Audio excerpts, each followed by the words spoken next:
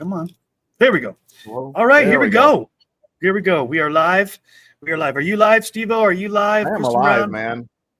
All right. 100%. Well, great. KB looks live. Already. This is Joseph MoJOE McCarthy. Welcome to Modern Day Alchemists, episode 27.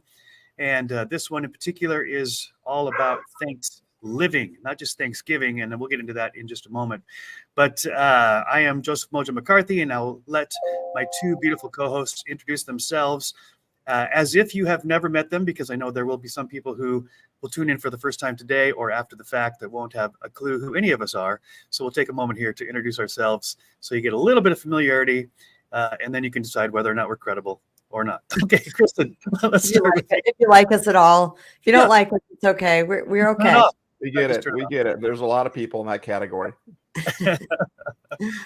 Hello, everyone. My name is Kristen Brown, and I help people reclaim their personal power. And I do this by honing in on the blocks, the subconscious blocks that are keeping them stuck.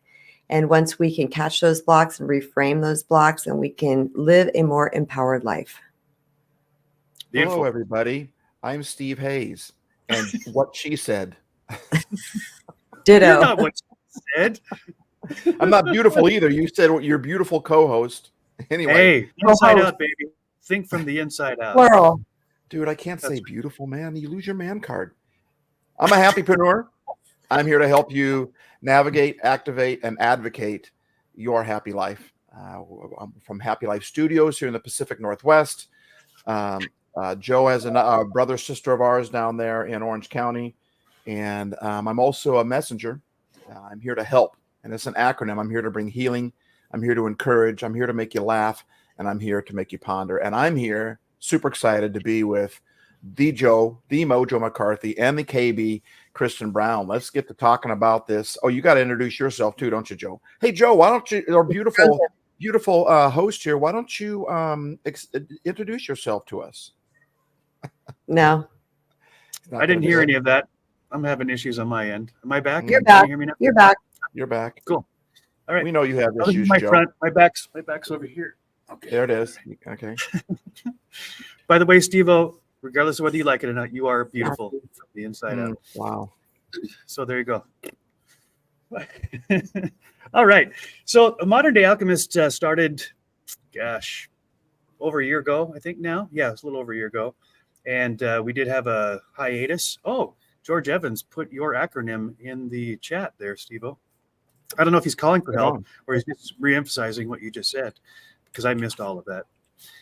I am Joseph MoJOE McCarthy, as I said, and you can see and catch me on all the different platforms by just going to mojo.studio. But Kristen and Stevo and I, for the last few weeks, have talked in depth about self-love, self-worth, and self-confidence, which are all vital for having a life that's meaningful and purposeful and fulfilling and peaceful. I mean, all the good stuff comes right out of those three things. And it's really interesting that as we moved into Thanksgiving, and we were talking offline about what do we talk about this Friday. Of course, Thanksgiving makes perfect sense. But it was interesting that same morning, I get a text after we decided, let's talk about gratitude, because that's so vital for our well-being. And I got this text from Dean Graziosi. I'm on his list. And it's basically said, do you consider yourself worthy of gratitude? And I was like, what? Wait, what? He says, so do you think that, you should be grateful when you achieve something or when you receive something or when you get to a certain level? Is that when you'll be grateful? Right? And I was like, ooh, good question. And Stevo pointed out, what a great absolute transition from 3 weeks of talking about self-worth and self-love and self-confidence to have this question come up at just the right time, divine synchronicity, that says, hey, do you understand, right, that Thanksgiving or that gratitude isn't something you have to wait for until you achieve something or receive something, right? That there's something much deeper, much more powerful about gratitude. And I was like, boom, right? This is where we're going. And so I don't know exactly the way the conversation will go. I just love how this conversation flows between the three of us. And I encourage everybody who's tuned in, as you're listening to us, understand we're not giving you answers. we're sharing our perspective so that you can ask yourself the question, what do I think about gratitude? How important is gratitude to me? Am I waiting for something? Do I think I deserve to be grateful? And if not, why? Because only you can answer that question. And it's our hope, it's our intention that the conversation that we have in the next 45 minutes or so will bring something to your conscious awareness that will help you get clarity on where you are on this journey, right? And then propel you forward. That's why we're here. Yes, Kristen, please jump in. So I took that text that you received from Dean a different way when you said, do you deserve gratitude? I did too. Yeah. I think I know where you're going. Can't wait to hear it. Yeah. And I wrote down, so many people don't feel like they themselves are worthy of gratitude. Yep. So if someone thanks them for something or gives them a compliment for something, they have a really difficult time receiving it. And the thing is that what I learned about gratitude is that when somebody is grateful for us or thanking us for something, they're in their heart center at that point, and they're extending love to us. And if we go, oh, no, not me, or forget it, or this old dress, when we shove that off, whatever is coming towards us, we're actually blocking love. Yep. And I think it's a hella practice for people to receive love as equally as give love, and receive gratitude as equally as give gratitude. And there's not much that you have to do. Just sit in the energy of it. When that person says, thank you, I really appreciate you, you did great, whatever it is that they're having gratitude expressed towards you about, just receive it. Just thank you, I receive. It doesn't mean that you are arrogant. It doesn't mean you're better than other people. Right. This is the giving, exchanging of energy on this planet, and love is the highest form of energy. And so equally by you receiving, you're actually allowing that person the gift of giving, because if it's just like if someone gives you a beautiful gift and you go, I don't want that, it's their heart that wants to give. And so then you're blocking that. The same thing is true with when people are grateful for you. Yeah, I think it's dishonoring to the people that are saying that. Even if you don't believe it, just say thank you. Just say thank you to honor that person who opened up their, what did you call it? The lover, the love giver, what did you call that when they're? I don't remember. Anyway, energy changer? Yeah. But they're opening themselves up to you. And even if you don't believe it, just say thank you, because it honors them. And when you say thank you, it actually tells your body to accept a little bit about what they just said. Yeah, that's how I took it too. Absolutely. Wow, that's so cool, though, that we all received the same message and we all get something different out of it. Right? Yeah. Yours is very similar between the two of you. But as I'm listening to you talk, I realize how many times in my life that I did that. When people were thanking me for whatever it is that I did, I'm pushing it away. I'm like, no, I shouldn't receive any praise, and no, don't bring any glory to me, etc. For this false notion that I was under, that it was better not to receive any praise. And quite honestly, that there was a spiritual overlay, as you guys have heard many of my conversations, that I was taught and I think misunderstood this scripture that says, you don't want to get any rewards here on earth because, you want to store up your rewards in heaven. And so I didn't want to take any credit for whatever it is that I did that made a difference in someone else's life. But what I didn't understand, as I'm beginning to understand now, is that, as Stevo said, I was disrespecting, I was cutting off a blessing for the person who's trying to give me gratitude, right?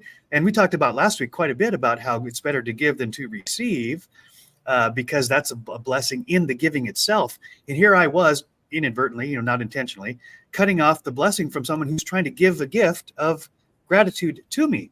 And I think it does tie right into what Dean was saying, is that I didn't believe that I deserved to receive that gift. Really interesting. But I also like your take too, which is I can't be grateful until something good happens to me, right? Then we limit ourselves. And the truth is, we can all be grateful for something, Grateful is it's the key to happiness. When you're thankful, when you have gratitude, right? When you're living in thanks is I'm looking at what I have. Discontentment, which is the opposite of happiness, right? Is I focus on what I don't have. And sometimes we wait for something nice to happen before we can be thankful. And I don't think we have to do that. We can be thankful right now simply by focusing on, wait a minute, what do I have?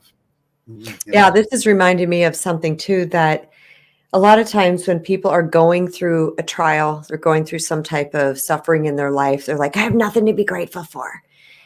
it's these little tiny perception shifts that I have that I'm about to share with you that I have changed within myself. And that has made my path smoother, at least a little bit more calmer amongst the turmoil and whatever it is that is going on. And one of the things that we can do is when we're in that space, because this is a real space that people can get into where they really believe their mind and they believe that they don't have anything to be grateful for. Right. So there's two things I want to say about this. One is that I practice this. If things are tough, I say, thank you, God, universe, source, whoever. I'm comfortable with the word God. Thank you, God, for bringing me through this. I know this is just a trial and you will bring me through this. Like I will get the answers and the ideas and the creative hits or whatever it is to help me get through this. So you say that before you're done with it, right? You're saying that while you're in it. Is that what you're saying? While you're in it. So it's that gratitude in advance feeling. Yes. That even still, if it's gratitude in advance, it's still gratitude. And Abraham Hicks has a energy emotional guidance scale. And I use this a lot with my clients. When they come in, I'll say, where are you at on the scale? And it's 22 things. And they'll pick it out. By the end of the session, hopefully they've moved up quite a few on the scale, which they have. I've yet to have someone do that. But the number one highest energetic frequency that we can be in, and Abraham Hicks is all about manifestation and law of attraction, but the highest frequency that we can be in is love, appreciation, and gratitude. So even if we're in a trial and we find the gratitude in something, right? In something in our life, because there is so much to be grateful for. Yeah. That's so good. You guys both know that my frame of reference, because of my upbringing, is often biblical principles. And there's this one Bible verse that always gets me, and it's, in everything, give thanks, for this is God's will for you, right? And I got to tell you, as a follower of Christ and as a Christian, many times in my life, throughout my life, I've said, what's your will for my life, God, right? I want to do your will because I know it's going to be better than whatever I come up with. And I don't always hear a directive, but then I open up my Bible and it says, here, Joe, in everything, give thanks, for this is God's will. Well, there's one answer, right? One answer that I know God's will for any of us, all of us, is to be grateful. But the wording there is so precise. It doesn't say for everything, give thanks. Right. It says in fact, one interpretation is in every circumstance, give thanks, which to me is brilliant and no surprise, but it ties directly to this Viktor Frankl idea, who wrote Man's Search for Meaning. He says, in every circumstance, there's this little space between stimulus and response where we choose what meaning are we going to assign those circumstances. And God's giving us a clue. Hey, the circumstances don't determine whether you're grateful or not. Your choice does, right? So choose in advance, as Kristen was saying, choose in advance that even when the circumstances suck, that am I going to have enough faith to believe that it doesn't feel good now, but it's for my good in the long run, right? Mm-hmm. Am I going to believe that it feels like I'm going to die, but I have the strength to survive, that God is for me, that the universe is in my favor, that the universe is benevolent? Because what I believe is actually what's going to happen, right? Whether I believe it is or it isn't, I'm going to be right either way. So God's saying, use the power of that intention and that focus. Be mindful, fill your mind with gratitude, because it'll change the way you endure and overcome the circumstances you're in. Okay, absolutely. Viktor Frankl, who you quoted there, is saying that he knows what he's talking about. Right. He was wasn't he the prisoner in the concentration camp? Holocaust, yeah. He's a Holocaust survivor. Holocaust. That's right. And that he says that coming out of the pain. In fact, give us the whole thing too, Joe. You know probably the details of it better than me, but the whole concept of the he said, my happiness is the one thing they cannot take away from me. The Nazis cannot take away from me, because they were asking him, how can you be so happy with all that's going on in the concentration camp, which is way worse than everything we've been going through in the last how many years, right? Yes, right. And he said, they can take away my freedom, but they can't take away my happiness. It's a choice that we make, right? Yeah. Well, specifically, and I'll get to you, Kristen, in 1 second. Specifically, Viktor Frankl was saying, the one human freedom they can't take away from me is my choice. Right? My choice to assign something positive, even in the worst of circumstances. And as Stevo pointed out, none of us have ever suffered anything like the Holocaust. Yeah. Thank God, right? Yeah. But whatever I'm going through, if Viktor Frankl, who I'm not even sure what his faith was and doesn't really matter, but if Viktor Frankl figured out in the worst possible inhumane circumstances in history that he could find meaning and purpose in life, there's a good chance we all have that. That is, yes. So you basically said what I was going to say. He's Jewish, Joe. He's in a concentration camp. Yeah, good point. It's so obvious, but Captain Obvious. What's interesting is that my girlfriend sent me this book. I had never read it. I think I'd heard about it just here and there, but she sent it to me. She goes, I want you to read this book so much. We were on the phone. She's Amazoning it and sending it to me and I read the book. I don't know, it was probably a year or two ago. Maybe it was like right after COVID. And I wrote the same thing down here. And I believe, if I'm correct, that wasn't he a psychologist or something? Going in there. And the one thing that he said, because he was kind of researching while he was in there, and he was paying attention to the people that flourished and the people that perished emotionally and mentally first. And it was the people that did not have a good grasp on choosing the proper perspective. And this goes into a serving perspective would be a better word, a serving perspective, something that would help to keep them high. And he even says it at the end of the book. Something to that effect is that the people that made it through were the people that chose to see things differently, that chose a more positive perspective in the midst of like what is just some of us can't even wrap our heads around, just mind-blowing heinousness, right? Right. Just absolutely awful. Yeah. Can you break that down for us today? When you said those that made it through because of Kristen, what does that mean to me today? Because they chose a perspective that was positive and better serving for them. It's also in the movie It's a Beautiful Life. Wonderful. Where the man's in a concentration camp and he's another gentleman that's in a concentration camp, and his son is in there too. Right. And so every time he sees his son, he acts like he's marching happily with these soldiers, and he's doing all these things because he knew that the perception mattered. And if he could bring a different perception to his child, then maybe it wouldn't be as disastrous or traumatizing as it could be. So let me capitalize on two things that you just said there that are so important. One is the choice that we have to assign meaning to any circumstances. That was the whole premise of Viktor Frankl's experience, and then the book that he wrote, which if you haven't read it or you haven't read it recently, I highly recommend you do, because it has a profound effect on the way you understand existence.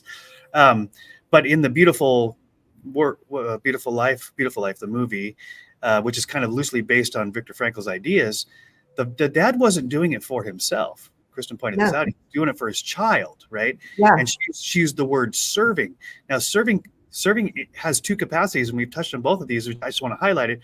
Serving is what is serving me, right? What's serving me in this circumstance? If I focus on what's wrong with the world, then my world is wrong. Right. If I focus on what's right with the world, my world is right. But that is serving me. Can you say that again, Joe? Yeah. Well, focus is so important because we create the world that we pay attention to. So if I pay attention to what's wrong with my world, and there's plenty of things that are wrong in every circumstance, there's plenty of those things. But if I pay attention to what's wrong with my world, then my world is wrong. If I choose to pay attention to what's right in my world, and this is where gratitude really comes in, then I take the exact same circumstances, I just change my focus and I pay attention to what's right with my world. Now my world is right. And Viktor Frankl proved that this isn't just flowery words, it's real life in the worst of circumstances. But I just wanted to make sure that people understood that in The Beautiful Life, the man wasn't just doing it for himself. And actually, he had a much better experience in that concentration camp because he was choosing to serve his son. He was serving someone else who he loved. And so he might have inside felt like, this is hell on earth, but I'm not going to let my son see the hell I'm going through. So in choosing to focus on serving someone else, we can actually pull ourselves out of the hell that we're in. Yes, Kristen. I just want to piggyback on that quickly because I know Stevo's probably has a lot of energy and wants to talk about this, but just that point, that's all I want to highlight is that when I was going through my greatest hell, my tsunami that most people know about, it was awful, awful. Somewhere, somehow, I read something, when you're going through hell, go serve someone else. So I was attending a Unity church, and they had all these volunteer opportunities. And wouldn't you know, in my lowest of low, my darkest of dark, the worst of worst, I drummed up the energy, grabbed those kids, and we went and did Feed My Hungry Children, where you're just making baggies and stuff. But the energy that I felt afterwards for being of service to somebody else, the kids, like, we felt like we did something beautiful in the world. So there is something really, truly special about when you're at your lowest, go give love to someone else, go help someone else. Yeah. All right, Steve, unleash the hounds, baby. I'm actually just enjoying you guys talking. I don't really, I mean, yeah, any of us could go all day long on this, but what you guys are saying are just, you're spot on. You know, that's the ticket. Happy Life Studios, you know, we define a happy life. A lot of people, everybody wants to be happy, but a lot of people, they got the definition all mixed up, right? Yeah. We define a happy life and a Happy Life Studios not as, well, I got to get rid of the negative so I can be positive. If I can get rid of the sadness, then I'll be happy. Well, then you're rarely ever going to be happy, because circumstances just don't play along with that. You know, we define a happy life as a lifestyle where you get and keep happy despite what your circumstances are. Yeah.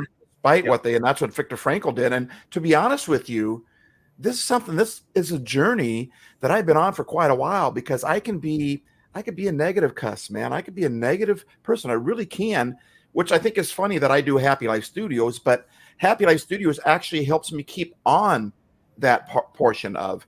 And so it's not always that easy. On the one hand, it's not easy to try to be grateful when life sucks, right? But on the other hand, it's incredibly easy, or maybe I should say incredibly simple. When you don't know what to do, when life sucks and we're trying to keep our peace, we're trying to maintain control, right? We're trying to get rid of our anxiety. Instead of focusing on getting rid of the anxiety, instead of focusing on getting rid of the sadness, instead of focusing on decreasing the negative and increasing the positive, just find something that you have that you can be grateful for. Just find something that you can, that's really the answer. And happy will follow that, you know, peace will follow that. So the solution really is simple. And, you know, I don't know how you guys feel about this, but I've told people, even if you don't believe it, say it. So like when someone compliments you, like we were talking about earlier, when you say thank you, it's telling your body is hearing you say thank you, and your body is saying, maybe there was some truth to that. So you guys keep on going. I'm loving what you guys are talking about. I just want to piggyback on that real quick, because I know also Mojo, you got a lot to say too. It's just in time. It's in the time reference. I want to piggyback on that real quickly, because I'm really, for some reason, feeling energetically that people are going to listen to this. They're going to be like, yeah, you don't know. You don't know my life. And I'm not saying that in any way condescending, because I understand that place when you are at your darkest. And I was there. And I want to say this, that what Stevo was saying, I'm piggybacking on that portion, that I had a friend. This is going to be a little dark, you guys, but please bear with me. She was killed by a drunk driver and her daughter. And I remember at my lowest of low and my most sad and anxiety ridden and fearful that I could be, I remember thinking, but at least my wife and daughter aren't dead. Because that to me was an up level. It up leveled just a little bit, because somebody had it worse. Like that to me, then I could really roll around on the ground. But I wasn't quite, you see what I'm saying, y'all? Yeah. It was like I had to find something, because I was that low, that I was like, well, at least this isn't happening, or at least that isn't happening. And that, it just moved me up just a little bit on the scale. So for anybody that's suffering, there is something, you know, it could be worse. People are like, it can't be worse. Yeah, I would have said the same thing, but it can be. And I want to piggyback on that as well. It's my turn to piggyback now, but you can take that to a whole, right? You can take that to a whole other level, right? Where we often are not grateful for something until we lose it. And that is a dark story. Say that again. Say it again. It happens all the time. What was that, Joe? Yeah. Say that the phrase is so powerful. Sometimes say it again. We don't appreciate what we have until we lose it. Yeah. Until we don't have it anymore. right? So when you're saying, I'm so grateful that my spouse and my child is still alive, well, why wait until we lose something like that to be like the people that lost that? I can guarantee, I don't want to be petulant if that's the right word, but I can guarantee they would like, I thought I had it bad before, but man, what I would do anything to get my father back, or I would do anything Yeah. to take those words back, or I would do anything. The truth is, we can learn to appreciate something while we have it. Yeah. Yes. While we have it. So good, Stevo. Such a great reminder. And like almost all the truths that and the wisdom that we share, we're not coming up with some brand new idea, right? We are reminding ourselves and those of you that tune in of what you know to be true. It just gets buried under really false messages. Unfortunately, we live in a society and we have our brains not always serving us well that are giving us messages that sound true, but they're actually counterproductive. And so the natural scientists and the social scientists all say that our brains have a negativity bias, that in the absence of information, our brains are hardwired evolutionarily to go to the negative. Well, what if, whenever there's a what if question, our natural tendency, our inclination is to fill in the what if with, what if all hell breaks loose? What if I die? What if this is the worst thing that could ever happen to me? What if I never succeed? What if I never get out of here? What if? And all the what ifs are worst case scenario. And I know people pretty close to me who are like a worst case scenario handbook on legs. No matter what circumstance they're in, their brains are like, okay, this could go wrong and this could go wrong and this could go wrong. The truth is, any of those things could happen. It's absolutely right. But the other side of that what if question is that it's a 360-degree question. We just go in one lane because that's where our brains go to preserve us, right? That's to keep us alive. But I have to force myself almost every day to say, when the what if question comes, and I know my instincts will say, what if I'm going to get hurt? I can say, yes, well, that's one possibility out of an infinite number of possibilities. And many of the other possibilities are, what if this is precisely what I need, precisely when I need it? This is for my benefit. This is for the benefit of my family. This is God telling me how much he loves me in a package that I didn't ask for. What if, right? So I don't know what the answer to the what if question is, but if I only fill in the blank with what if this is the worst possible thing, that's the world I live in. So I say, take the what if question and play it in every direction. Don't have the whatever they call it, the toxic positivity that says, well, nothing bad could ever happen. That's not true either. That's not reality. Bad stuff does happen to good people all the time.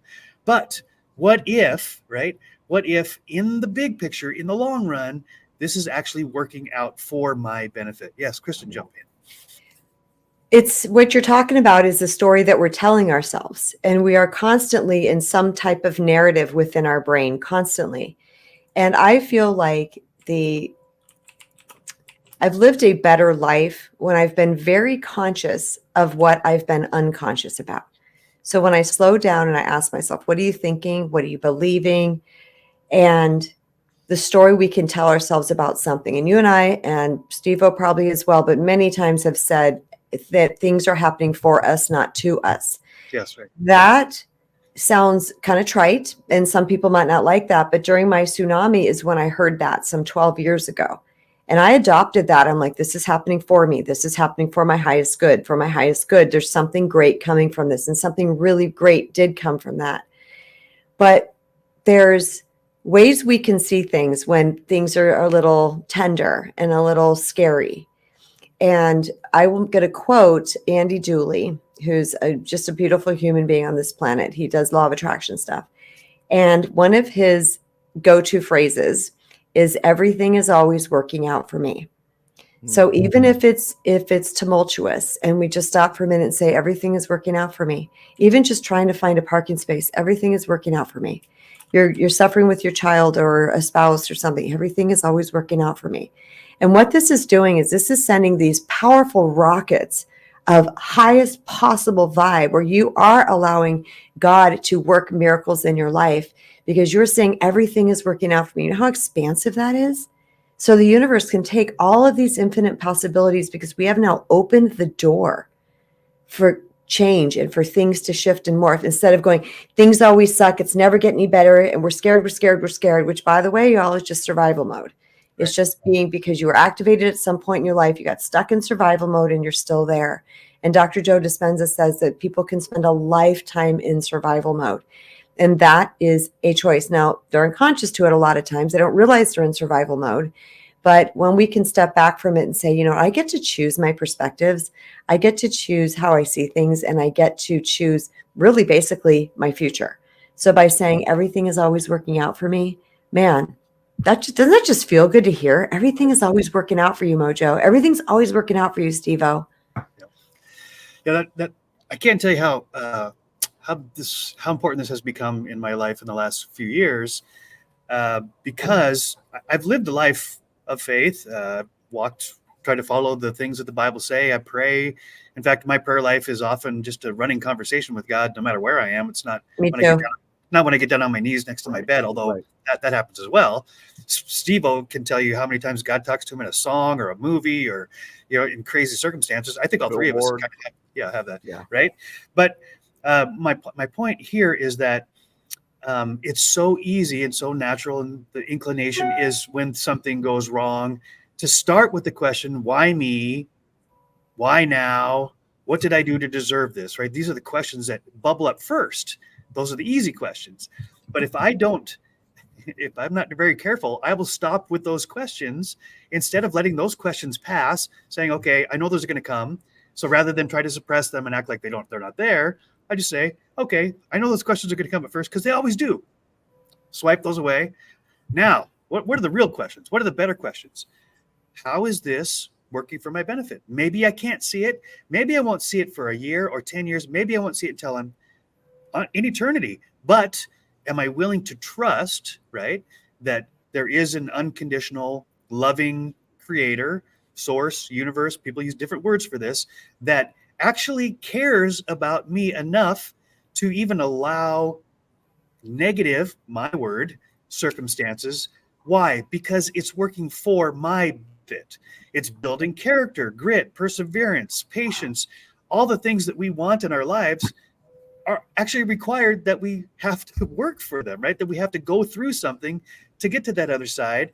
And so it's just hard to see it when you're in the middle of it, because it sucks and it's dark and it's gooey and you feel like you're in quicksand, you're never going to get out. But maybe by pushing those muscles against the quicksand, I get stronger. And then I get out of the quicksand and I realize, what the heck? I thought I was going to die and I didn't. Next time I land in quicksand, I go, all right, grab a tree branch, pull myself out. And it's not that easy. That's a simplified version, but it's a bunch of baby steps. And before I pass this off one more time, I want to the memory comes back to me of the first Rocky movie, right? Rocky Balboa, he has no self-esteem, no self-belief that he's worth anything. He just thinks he's a piece of garbage, and that can, beat up a piece of meat. That was the hangs in the freezer. That was kind of his life. No self-esteem, no self-worth, no self-love, any of that. And he gets this shot because the champ wants to have this, needs a fight, and picks somebody, figured he can beat to a pulp in front of the entire world. So Rocky's like, well, this is my shot. I don't think I deserve it, that kind of thing. He gets in the ring in the final fight, final fight, and he's getting clobbered. Every round he's getting clobbered. He's getting hit. He doesn't hit the ground, but he's getting beat up to a pulp. He gets beat up so much that he can't see through his eyelids, and he asks his trainer, cut me, Mick, cut through my eyelids so that I can see where the punches are coming from. But what happens in this amazing scene is that Mick tells Rocky, he says, guess what? The champ has unloaded everything he can on you, and you haven't gone down, right? You haven't gone down yet. And Rocky's like, what? He says, the champ is tired. He's unloaded everything he's got. He has pounded you for rounds and rounds, and you're still standing. And he doesn't have a clue. He's like, what is with this guy? Right? And suddenly you see Rocky's going, wait, what? And Mick says to him, this is my interpretation. Mick says to Rocky, you can take everything he's given you, and now it's your turn. And Rocky's like, all right, okay. And he gets up off of the music changes, and he gets up off his bench. The guy who's just about dead realizes, I've taken the worst of it. I'm still standing. I'm going to turn around. I'm going to be not on the offense rather than on the defense. And it's one of the great scenes of all times, right? Adrian, I can't see. I'm bruised. I'm battered. I'm torn. But I won, right? The champ unloaded on me, and I was able to do it. But it took that turn of confidence, not just inside of Rocky, but from someone who he trusted that said, hey, you have taken a beating, but you're not dead yet, right? It's your turn. And then you get up off your chair like, okay, maybe I can do this. And I'm so grateful for the mix in my life, right? Which is Stevo and Kristen and a few others in my life that says, yeah, you've taken a beating, Joe, but look at you. You're stronger now than you were before the beating. Really? Wait, spoiler alert. Now I can't watch Rocky anymore now that you spoiled it for me. Yeah. Nice. Yeah, Kristen, jump in. 2 things. First of all, if I highly recommend the Netflix show, or it's a documentary called Sly. Have you guys seen that yet? Oh, my on my gosh. list.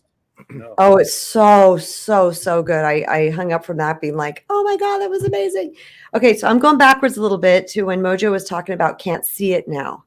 And I think that is one of the hardest things for human beings, for us to have blind faith, is what we might call blind faith. But in my travels, I have learned that I can choose either faith over fear. I could choose one or the other. And I pause you just for a second. It's the same amount of energy to choose either one, right? I could choose faith over fear. Yep. Yeah. But the ego is loud and it yells at you, and it's cunning and it lies and it scares you. And so again, that reptilian part of us that, is built to survive, we listen to that really, really easily. And so what we can slow down and say, this is my ego, this is fear, and just kind of slow that roll down and start to pivot a little bit. But how I do that is because what we focus on grows. So if I'm continuing to think of worst case scenario, I'm pouring a lot of my vital life force energy into things continuing to go south. But if I can just shift and pivot just a little bit, just a tiny little bit, and start to pour some in a different arena, then I'm going to build that up over there. I was watching, have you guys seen the Netflix show NYAD? It's someone's last name, NYAD. It's No. the 64-year-old lady that swam from Cuba to Yes, I did see that. The movie is incredible. It's incredible. But here's the thing is, in one of her go-arounds, because it took her I think it was the 5th attempt that she finally made it. At She started 60 something. 60, she started to do it and kept failing. And then by She actually started it when she was like a teenager or something, and she couldn't do it, and she decides to restart again at 60. I mean, that adds a lot to the story. 30 years later. But I don't want to give it away, Steve-O. Well, Joe gave away, now I can't watch Rocky. Nyad. Why can't I Thanks give a away lot. Nyad? Okay, so anywho, but there was at one point, and I didn't realize how complicated this was, but there's a boat navigator and there's actually the boat captain, the skipper. And at one point, the navigator said, if you are like a tenth of a something off, Agreed. you are going to end up, and he said, wherever you're going to end up, the Miles Caribbean or whatever. Yeah. And he's like, just this tiny little bit, but we can take that idea and use that to our advantage. I talk about this a lot in my work because the slightest shift in perception over time, maybe it's right here at first, but over time, it's going to get us farther and farther away. The same thing where she was swimming just slightly off course. She was going to go a different direction. And you can see that at the end of the movie, they will show all of her routes that she failed. And it should have been a straight line. And some of the routes are like this, because somehow she got off course. So my point is that when we stay focused on the direction we want to go, not the current circumstances, they're fleeting, Right. they're passing, they're going to pass. This too shall pass.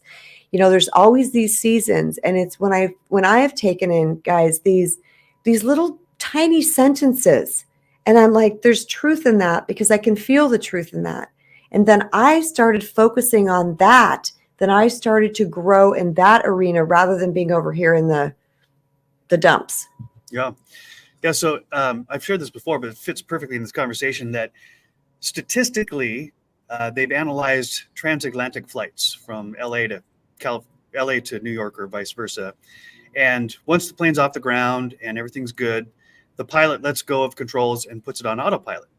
And so the autopilot's monitoring all the gears and all the gauges and all the circumstances and the atmosphere and all that kind of stuff.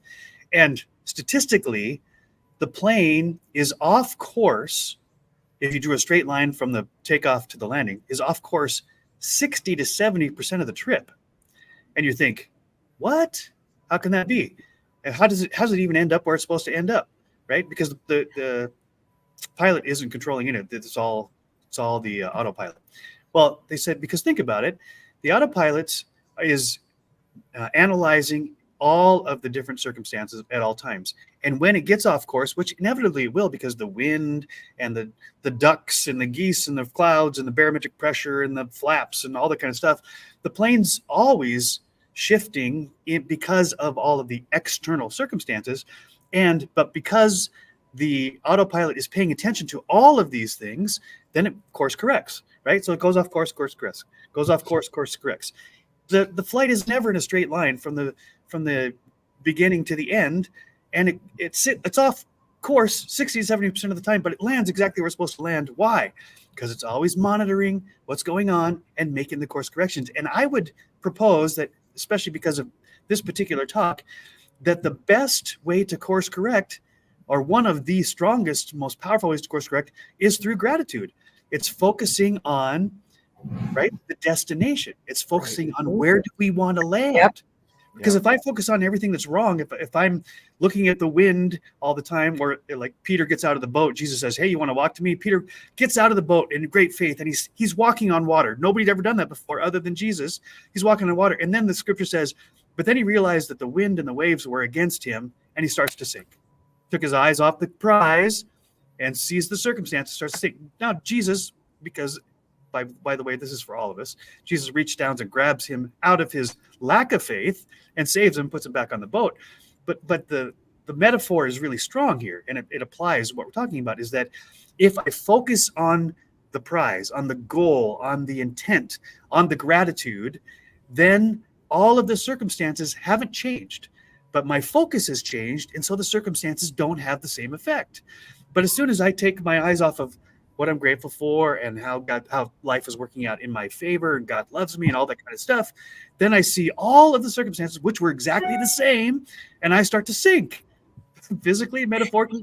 It just fits. It just fits. And gratitude is one of those things that can course correct throughout your life and get you to the right destination. So I have a question then. How come Thanksgiving is in like 6 days, which is perfect timing for this. And that's one of the reasons why we're doing this, right? Yep. We know that, right? But Christmas is like 37 days away. You know how I know Christmas is 37 days away? Because I was driving by a house a couple of days ago. Maybe it was last night, the day before. I don't know how many days ago it was. And on the side of the house, they had a countdown timer, a light that was counting down the second Christmas. So my question is this, is if we have this countdown till Christmas from like 100 days out, we'll be like 100 days till Christmas, right? Why do we not have a countdown for Thanksgiving? Because living in thanks changes everything. In fact, if you don't have Thanksgiving, is the godfather of all the major holidays, in my opinion. The holidays don't work if you don't have Thanksgiving. That's why I love how it starts off. You know, the holidays start off with Thanksgiving, but I don't know why we don't count down to Thanksgiving. We only count down to Christmas and we like Thanksgiving is a warm up for Christmas. Like Thanksgiving is come and go, but let's get to the real holiday. Is the real holiday. And not because of the food and the pumpkin pie either, but because of the perspective. Because I heard someone really cool say one time, a change in perception means a change in direction. Yeah, that'd be really Who cool. Oh, there she is right there on screen. Okay, so I'm going to go back to what Joseph was saying, and you were talking about, like, you know, just keeping your eye on the prize and keeping your eye on the prize. And in her 5th swim, okay, there's at one point where, you know, you guys, she's swimming for 60 hours in shark infested waters, jellyfish. You have to watch this. And there's at one point they're looking at her and she's literally just kind of going like this. Yeah. And she's going nowhere. She thinks she is, because they hallucinate, all this stuff happens. I'm going to cry. I can't tell this. I was bawling at the movie. I'm going to say it and cry and look like an idiot. I don't care. Bring it. Oh my God. So her best friend, Jodie Foster, jumps in the water with her. She hadn't been in any of these things, ever got in the water with her. And she said, I'm going to cry. She said, just give me one good one. Just one good one. Just that direction. Just because she's like, huh, what? And she's like, just one good one. And she gives one good one. And she goes, oh, just like that. Just like that. Give me one more good one. And she does another one. And then she goes, do you see that out there? And she's like, what? And now at that point, they can see the lights. They can actually see the lights of the Keys. She's still 41 miles away. And she's like, just one good one. And then pretty soon she got back in it. And like her body remembered, she, had rest enough, whatever.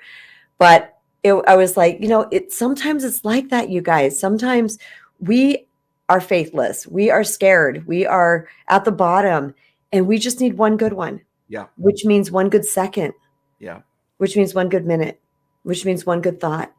And we just keep moving and moving and moving towards the goal. And pretty soon there's a momentum that's built. I talk about this all the time. A lot of times in life we're slow, we're sluggish, we're stopped, whatever it is. And we're kind of like a train, like, they put the coal in and eventually those wheels start to go. But guess what? We are going in the right direction. They start to go. And then over time, they start to pick up this pace and then they have the momentum. And then guess what happens? Sometimes it's hard. It can't stop the mofo, right?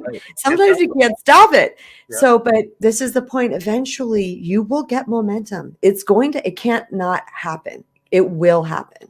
Yeah. And then instead of focusing on the destination and go, I'm never going to make it. I mean, I looked at the movie and I'm like, she's not going to make it. She can't make it. 41 miles away. So there's no way she's going to make it. But she didn't. Her friend, her true hero, got her there because she didn't focus on the 41 miles. She focused on the next stroke. And right choices always bring right feelings, just not always right away. And so say it again, Stevo. Say it again. Right choices always bring right feelings, but not always right away. So give me one good one. Slow down. Okay, sorry. Again. I'm a little lit up here, aren't I? Yeah, right choices always bring right feelings. If you want to feel right, make a right choice. Just give me one good one. Don't look at the 41 miles away. Don't say I'm never going to get out of debt. Don't say I'm never going to make it through the end of this week. Don't say that. Give me one good choice, because right choices always bring right feelings, not always right away. But if we just focus on that one choice, the right feeling is going to follow from that. And that's exactly what Kristen was saying earlier. You're going to feel better. All of a sudden, you're going to make another right choice. And you're going to feel better. And next thing you know, your attitude of gratitude has just increased. And when your thankful meter increases, your happy meter increases, your peace meter increases, your faith, your dream meter increases. So that's such a great illustration, Kristen. Just give me just one choice, just one small action. Don't focus on the 41 miles. Focus on the one little thing, the one little perspective, the one thank you that you can say. Well, at least I have my leg. At least I can see. At least I can speak. At least I can think, whatever the case may be. But make one right choice, and then the right feeling will follow that. Next thing you know, you're in the Keys. Yeah. So when I was a junior in high school, I went on my first mission trip. Went to Jamaica. Steve, that was beautiful. By the way, I haven't seen Naiad. I've seen Rocky a zillion times, but you need to watch it. The exact same story. It's the same story. The Rocky one is fictitious. The Naiad is actual real person, but the story is the same because Mick was Jodie Foster in Rocky, right? Where Rocky thought, I'm toast. I'm meat. I'm just a punching bag for the champion. And Mick says, hey, get up, get off your chair. I'll cut your eyelids if I have to. Just get up there, get back in the fight, right? Get back in the fight. But I was going to tell the story when I was a junior in high school, went on my first mission trip to Jamaica, which is, if you got to do a mission trip, that wasn't a bad place to go. Ocho Rios, Jamaica. But there was this moment, and I'm a junior in high school, between my junior and senior year. And there's this moment when we're having very intense meetings. The sense of God's presence is physical. It's palpable. I can feel it, right? And I just felt this compulsion to say this prayer, very simple prayer. I said, God, I trust you, so just tell me where to go with my life, and I'll go there. No answer. And I'd pray that prayer, I don't know how many times. God, just tell me what's the destination, and I'll go there. And finally, it dawned on me, years later, that God says, I hear you, Joe. But if I tell you the destination, one of two things that can happen. One, either you're going to take a straight line from here to there, which isn't the path I have for you, right? Because there's a lot of excursions along the way. Or you'll see the destination and it'll be so overwhelming and so far away, you'll give up. You'll quit. So here's what I'll show you, Joe. Exactly. I'll show you the next right step. And then you can choose, are you going to take that one or not?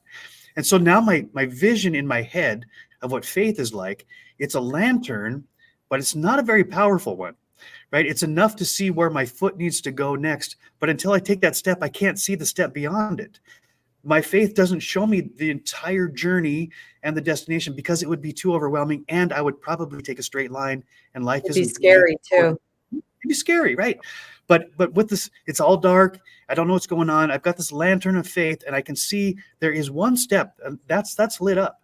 So am I willing to step onto that step? Because when I do, then the light of my lantern goes to one more step. And that's the way I got to proceed through life, because that way I am trusting in faith, right? That the next right step will show itself when it's time for me to see it. Could we I give a few? Throw myself on the ground right now and just like sob. I mean, this like right there. This is like so it. good, so It's real, beautiful. isn't it? Yeah. I would like to give. I wonder if we could give. I know Kristen's probably got a ton of hacks, but I would like to give a couple of simple things, even fun things that we can do to help increase our attitude of gratitude. Some exercises that we can do. One is a happy journal. You know, I sell them as because I believe in them so much. And in the happy journal, it's some people call it a thankful journal, a Thanksgiving, whatever. But you take a sheet of paper, but go buy a notebook or something, put it right by your bed. And before you go to bed at night, you have to write down 3 things you're thankful for. And you can't repeat anything. Is that what you have there, Joe? Yeah, right here. Yep. Right here. Yeah. This is Cool. mine. So you write. So what I tell people is you have to write down. And if you just want to say one, then just say one, but you can't repeat it. Right. So in other words, if I say faith and family and friends and food over 4 days, whatever, I can't. A lot of F words, by the way. Right. That's true. There's some other F words we can be thankful for as well. I am thankful for the F word. I'm just letting you guys know. I love it. You know I do. You know I do. 100%. Yeah, 100%. So you write down what you're thankful for. And what happens is somewhere along the line, you're going to run out of your typical things. It could be in one day, it could be in a week, in a month, but you're going to sit there and rack your brain. I can't repeat anything, but I can't go to bed until I write these down. And you'll do that a couple nights in a row until you'll notice something in the daytime and you'll say, oh, I'm going to write that down tonight. I'm going to remember that. And now you just activated your thankfulness in that moment. Yeah, Kristen. No, when you're done. Okay. All right. Second, and that's our alert. Remember, we have the alert. That's right. Well, okay. All right. So that's a happy journal. The second thing that we can do that I like to tell people about is called a game that my friend and I created. Maybe she copied it from somewhere else, but called a thank off. Okay. And that's where you have to go back and forth. Like the 3 of us in here, we could say, one of us goes, I am thankful for oxygen. And then the next person has to say, I am thankful for electricity. I am thankful for Xbox. I am thankful for indoor plumbing. And you go back and forth until one person stalls for too long, right? And then they're out. And then you keep going until the last one is standing. Yes. Or you can have the type of game, if you don't like that kind of a game, you can have the game where you just keep going back and forth until you exhausted what the 2 of you can think about and see how long it took you, and even go, man, we made it 3 minutes last time. This time we made it 15 minutes or whatever. Or you could even go through the alphabet. I'm thankful for something that starts with A, and then together you can come up with it, or you can. So there's several different variations you could do on this, but you say I'm thankful for, right? And then lastly, this is something that I tried a few years ago, and I caught a little bit of flack for it. But now it's funny because now they all do it. All right. Cool. Of course. We had Thanksgiving at my house, and so is my house, my rules, right? So I said, you got to leave $100 before you leave the house. No, I didn't really say that. That would have been That's a great rule, though. I like I'm that. doing that this year. No. There you go. So what I said was, I know we all, we gather around here and we pray, and then we dive in and we eat until we can't eat anymore, right? I said, but before we do, I am just wondering, could we take a moment here and go around the circle? And you don't have to do it if you don't want to, because it makes some people nervous to be on the spot like that. I said, so if you don't want to do it, just say pass or raise your hand. That's absolutely fine. But I want to give opportunity for those that want to do it. Just tell me something you're thankful for. And then I said, but you can't mention God. You can't mention faith. You can't mention friends. You can't mention family. Can we just say we're all thankful for that? That's what we always go to. We always go to that. And we don't think about all the other things. They're just like, I want to cry. They're like hundreds and thousands and millions of things to be grateful for. And we stick to the big three. Oh, I'm thankful for the food. I'm thankful. Even when we pray for our food, God, I thank you for this food. Thank you. What about thank you for this carpet? What about thank you for this hardwood floor? Thank you for this particular food that I absolutely love. And so we went around the circle, and it took him a little bit at first. But now the last couple of Thanksgivings have not been at my house, but the person's house has been at, and I didn't tell them to do this, but they were all giving me a hard time, like, oh, sure, why we have to, and then they wouldn't even say it before. Like, are we going to have to be thankful? I'm like, really? Did you hear? Do we have to be thankful? What you just said? Do we have to be thankful before we eat today? You know, but it is, I'm telling you, it is the coolest feeling when we go around the circle and we just say what we're thankful for. And you think, I didn't even think about that. Shoes? Are you kidding me? I didn't even think about that. And your thank meter just rises up. Your gratitude meter rises up. And so all these other ones go right along with it. I don't know. You guys probably have a bunch of hacks. And I don't know if we want to continue to go down that path, but I just wanted to give us a few simple hacks that we could do to help us increase our gratitude when we don't feel like being grateful, when we're struggling with being in the pit. These are some things that we can do to help with that. Awesome. I love all those ideas. And we do a birthday thing, by the way, where on everybody's birthday, we go around and talk about what we love about that person. Right there. Yeah. Yep. That's awesome. But I want to do that. And I know that there's a couple of little people in my family to be like, Mom, they are, but okay. Anyway, I'm going to just tell everybody, do you want some things to be grateful for? Watch The Walking Dead, because they don't have running water. They don't have food. That was my first go-to, but I love it. I cannot tell you how many times that Doug and I are on a bike ride, and I'm like, we can ride bikes without thinking about walkers. He's like, yep. I'm like, that's gratitude, But anyway, toilets. The whole toilet has been in my head this whole time. Let's think about this, y'all. We get toilets. Right. If you didn't have indoor plumbing, are you kidding me? I mean, it's beautiful. It's a beautiful thing. I've been to outhouses. They're not so great. I've been there. No. Oh, not so great. So I just wanted to bring a little scientific stuff to this, because you all know that I'm a massive follower of Dr. Joe Dispenza. Right. But what has prompted me to do that is that my own experiences that I had solo and separate from ever knowing about his work. And then when I learned about his work, it really, it like supported everything that I had gone through on my own. So I'm like, okay, I want to know more about this. And so it wasn't like, anyway, so there's something that he said, and again, on the frame of that gratitude and appreciation is the highest energetic frequency that we can be in. So we can just list things off. I'm gratitude about this computer and Mojo and Stevo and my lights, and I can say that type of thing. But he says, when you combine a thought with a elevated emotion, okay. So when you have a thought of something and then it's in your heart and you combine that with an elevated emotion, which is gratitude or love, the highest ones ever, that we quite literally emote an energetic field outside of our body that's been measured that is 6 to 10 meters large. Yeah. Okay. I've heard up to 70 feet. I don't know exactly how they measure it, but yeah, I've heard it's huge. Well, this is out of his mouth, not mine. So he said he used to say 9 meters. Recently, in recent talks, he's saying 6 to 10. So their research keeps going on and on and on. But what that's saying is that when that energetic field is emanating outside of us, because we're gratitude one, we're super attractors. We're people attractors. We are love attractors. We are our dream attractors. Because love has that vibrational frequency to pull things in. Why? Because the quantum field is love. So when we are vibrating that out, we are aligning ourselves with the quantum field to draw into us. And the last thing I'm going to say is that I do have a gratitude thing. Nothing I learned from anybody else, but I love your idea. You can't repeat something, Stevo.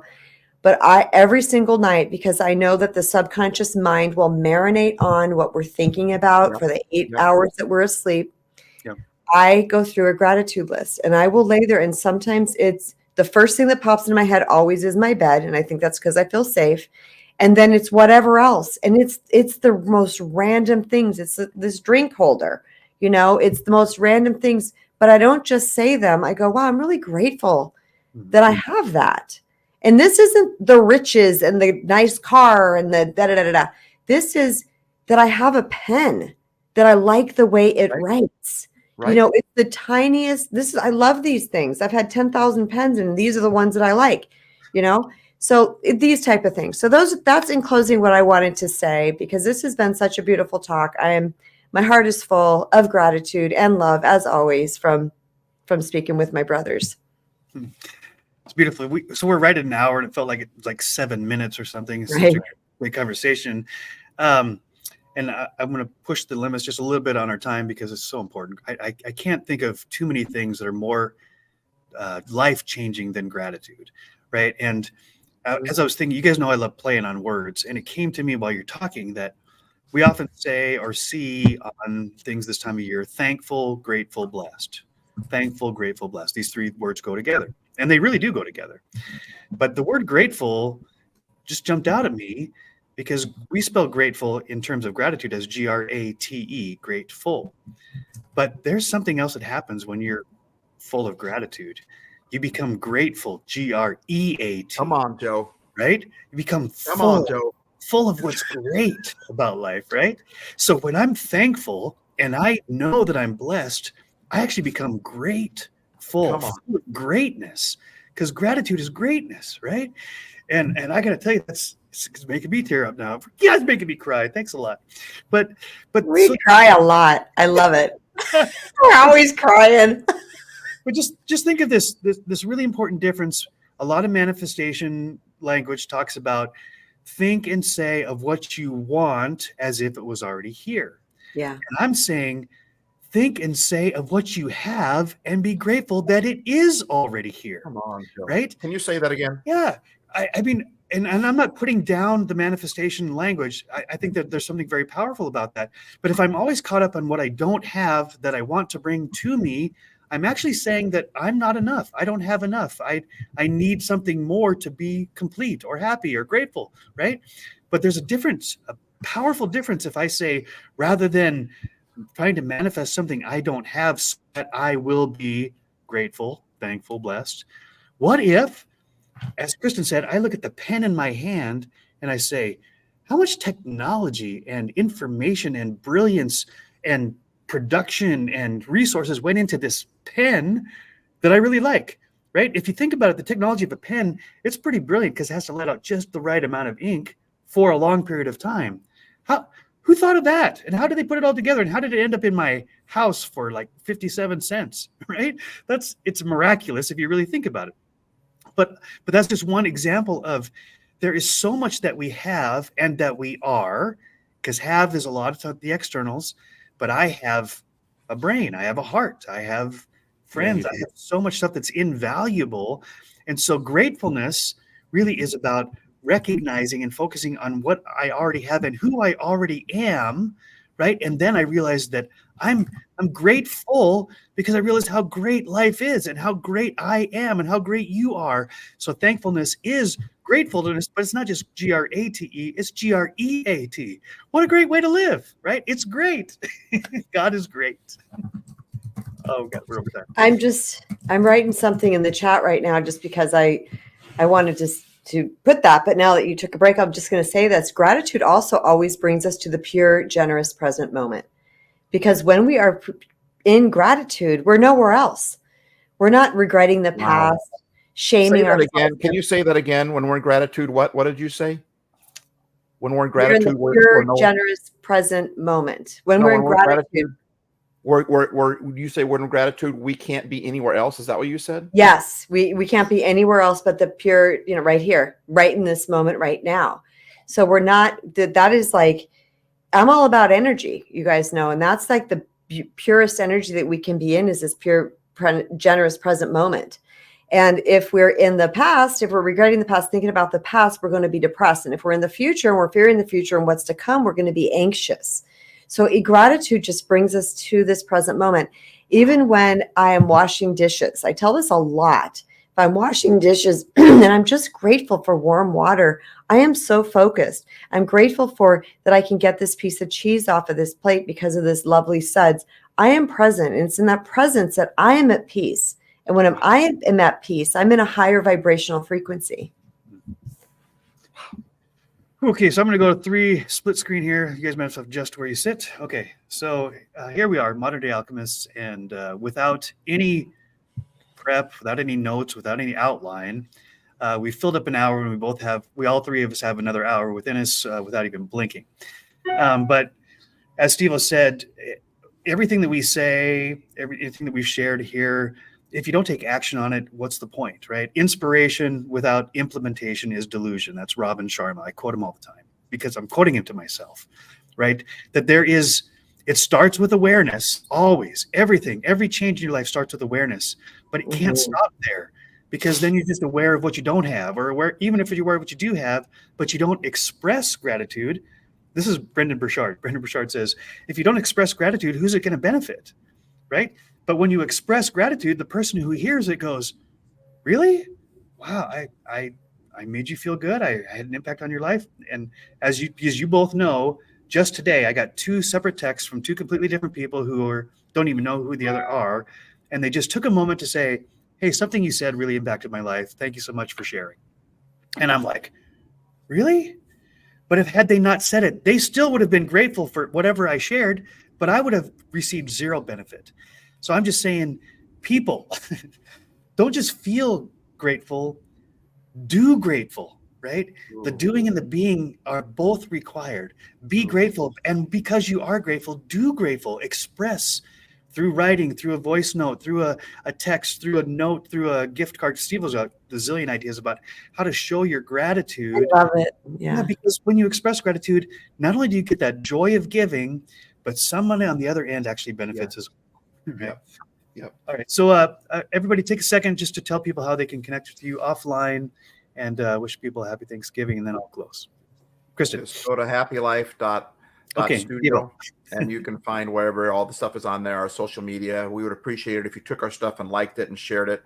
Help us spread this happy. Help us spread this grateful. I would say it with Joe and with Kristen as well. When you find their stuff, please like it, share it, because that forces the platforms, YouTube, Instagram, Facebook, it forces them really to pay attention and keep putting it in front of the rest of the world. And we've got so many people being so ungrateful and spewing a lot of negative, ugly stuff. But when you find the good stuff out there, just spread it. And boy, so happylife.studio. I'm just in awe from especially the last 15 minutes. It's just been, anyway, I'm done. Take it off me, Kristen. Take it off of me. I just to take the attention off here because I don't know what else to say except for that's so good. Man, I would recommend listening to the last 15 minutes or whatever it was of this thing over and over again on a regular basis because wow. I just want to say that, this organic tearing up that everybody sees us do, because one of us is crying in one of the always, or all 3 of us. And this is because we do speak from our heart, because we are heart-centered and we do have a nice flow going in and out of our heart, right? So emotions are good. And they touch people, and I'm grateful to be creating with 2 people that are really so open-hearted. So thank you, brothers. I am grateful for you. Mwah. Okay. You can find me at kristenbrown.org. Everything's there. And tell them about your book, Kristen, because I forgot to say that up front. MoJOE. You know what? Okay. You had to do it. You had to do it. I do. She had to do The it. Recovering People Pleaser, a spiritual guide to reclaiming your true worth and attract the love you deserve. You can find this on Amazon. You can find it on my website too, kristenbrown.org. Awesome. Thank you, MoJOE. Awesome. And mojo.studio right below my face is a link tree. It goes to all my socials, my website, my gear store, on and on it goes. And to Stevo's point, if you're grateful for this conversation and you think, well, what can I do? I don't have any money. right? Who cares? We're not asking for money. We're not doing this for money. But as Stevo said, like, comment, share, subscribe.